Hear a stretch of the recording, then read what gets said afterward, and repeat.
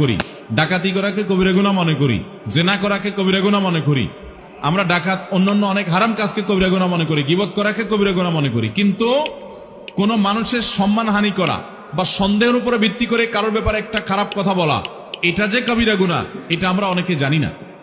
আল্লাহ রাব্বুল আলামিন কোরআনে কারীমে খুব পরিষ্কার ভাবে আমাদেরকে নিষেধ করেছেন যে ইন্না বা'দায-যান্নি ইসম, তোমরা ঈমানদাররা তোমরা কারোর প্রতি কুধারণা করবে না, কারণ কিছু ধারণা অর্থাৎ কুধারণা যেগুলো মানুষের প্রতি খারাপ ধারণা যেগুলো, সেগুলো গুনাহ। নবী করিম সাল্লাল্লাহু আলাইহি ওয়াসাল্লাম বলেছেন ইয়্যাকুম ওয়ায-যান্ন ফা ইন্নায-যান্না আকযাবুল হাদিস, তোমরা মিথ্যা ধারণা করা থেকে বেঁচে থাকবে, কারণ কারোর প্রতি মিথ্যা ধারণাকে এটা হলো সবচেয়ে বড় মিথ্যা কথা।